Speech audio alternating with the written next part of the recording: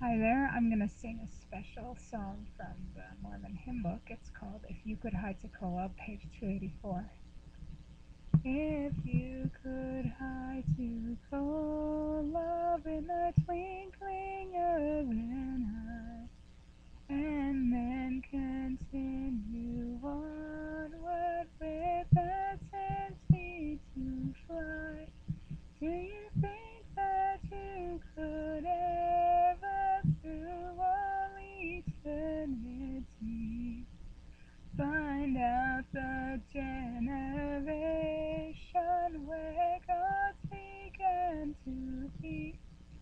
Oh, see the grand beginning where space did not extend.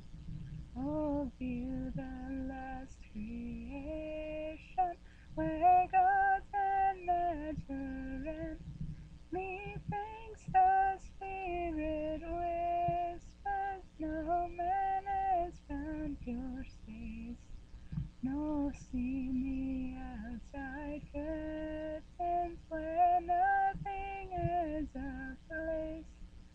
The works of God continue, and worlds and lives abound.